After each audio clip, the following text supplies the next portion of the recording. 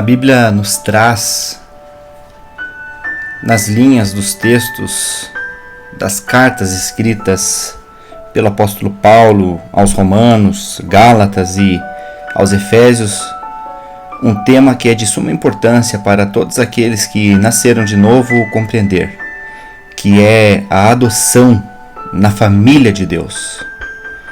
A adoção é um privilégio objetivo criado na subjetividade da regeneração.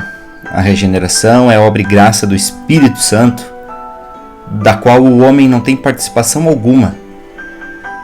Mas a adoção, ela é um direito de todos aqueles que nasceram de novo, de todos aqueles que creram na palavra do Evangelho e aceitaram a Jesus como seu Senhor e Salvador.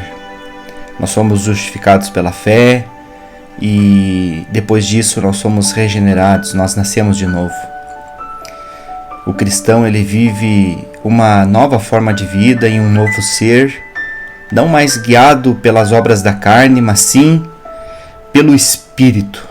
O Espírito Santo que vem habitar no coração do homem e ressuscita o seu espírito. E nós temos agora o direito de ser chamados filhos de Deus. A adoção é quando somos colocados como filhos na família de Deus. E Paulo escreve aos Romanos sobre a adoção no capítulo 8, porque Paulo, além de ser um cidadão romano, ele era uma pessoa muito culta e sabia doutrinar. A adoção era algo muito representativo da sociedade naquela época, porque muitas pessoas adquiriam o direito de ser adotados por outras famílias devido às circunstâncias que ocorriam naquele tempo. Hoje, bem sabemos que a adoção continua. É uma prática aceitável, bonita e muito gentil. Mas naquele tempo a força da adoção era muito maior, porque aconteciam fatos de pais morrerem nas guerras, nas batalhas, e os filhos ficavam órfãos de pai e de mãe muitas vezes. Também a taxa de natalidade infantil era muito alta e muitas pessoas precisavam passar seus filhos para outras famílias que tinham mais condições de cuidar daqueles que tinham nascido. E eu quero, nesse tempo que ainda me resta, neste ensino, falar um pouco sobre alguns acontecimentos inerentes à adoção, que permeiam algumas revelações e umas simbologias que motivaram Paulo a falar que nós somos adotados na família de Deus.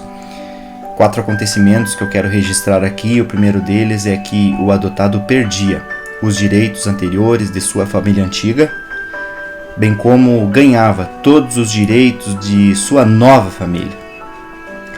E perder os direitos anteriores de sua família antiga nos remete ao fato de nós não termos mais vínculo com a nossa velha natureza. A velha natureza adâmica, o nosso passado, aquilo tudo que era contra as nossas vidas e que era uma somatória de pecados que iriam nos condenar. Nós não temos mais direitos porque nós sabemos que nós não queremos mais os direitos do passado. Perder direitos é muito semelhante àquilo que Paulo aconselha em 1 Coríntios 15, dizendo que nós devemos querer Cristo para a vida eterna.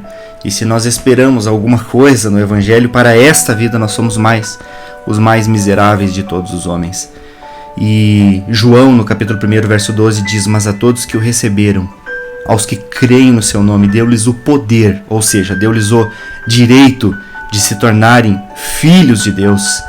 E o primeiro aspecto é que nós ganhamos todos os direitos da nova família, da igreja, todos os direitos que Jesus comprou na cruz para a sua noiva, para a sua esposa, para a sua igreja fiel. O segundo aspecto é que o adotado, ele se tornava herdeiro legítimo dos bens de seu pai.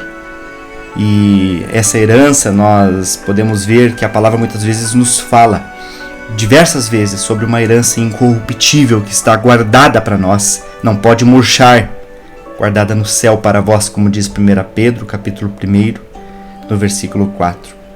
Efésios, no capítulo 1, também diz que nós somos selados com o Espírito Santo da promessa, que é o penhor da nossa herança, é o vínculo da nossa herança, é a segurança dessa nossa herança para a redenção da possessão de Deus, para louvor da sua glória. Terceiro aspecto é que a vida velha era cancelada. Todas as dívidas, os contratos, os débitos que aquele adotado, seja pequeno ou fosse maior, ele tinha, isso era tudo cancelado, como se nunca houvessem existido.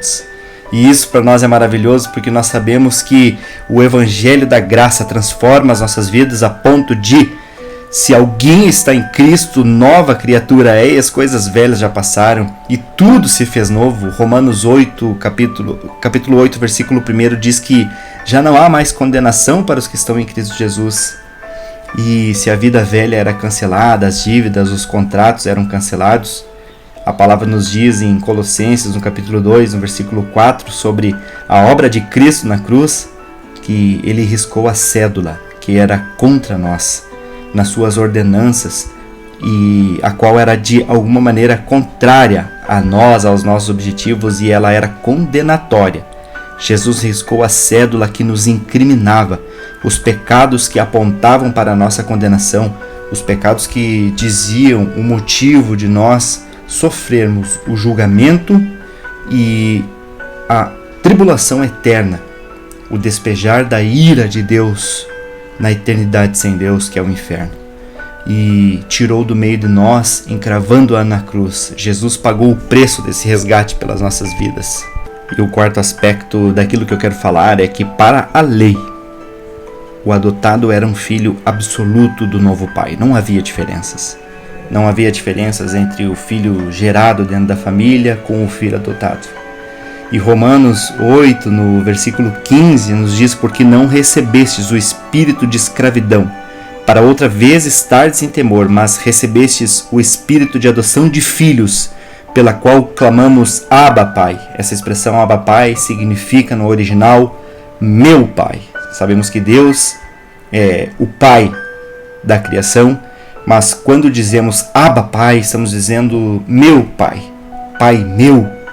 E esse Espírito Santo que foi colocado dentro do nosso coração nos dá o direito de dizermos juntamente com Cristo, Abba Pai. A nova posição do crente em Cristo permite que essa pessoa, que antes era filho de Adão, filho da ira, da perdição, agora passam a ser herdeiros de um reino celestial. E a pessoa passa da escravidão para a liberdade, a maturidade em Cristo e a servidão da lei. Não impera mais sobre o filho gerado. É um novo relacionamento com Deus. É um homem que ia sofrer o despejar da ira, agora pode dizer Abba Pai, porque ele é um adotado, ele é um filho adotivo de Deus. Esse ato, como está em Efésios no capítulo 1, ele é muito vinculado com o ato da predestinação. Diz assim: e nos predestinou para filhos de adoção por Jesus Cristo para si mesmo, segundo o beneplácito da sua vontade. Nada que nós façamos vem nos fazer merecedores de sermos predestinados, de sermos escolhidos por Deus. Essa doutrina é bíblica e precisa ser compreendida pelas pessoas. E eu quero, neste momento, orar pela tua vida para que você compreenda o tamanho dessa bênção que você recebeu, se você já foi gerado de novo. E eu quero orar por você que ainda não se entregou a Cristo, para que você possa também ser chamado Filho de Deus através da fé em Jesus. Ó Deus, abençoa cada uma das pessoas que estão ouvindo, Senhor, essa mensagem, para que elas possam compreender os teus caminhos e a tua palavra, Senhor, possa alcançar o coração dos ouvintes.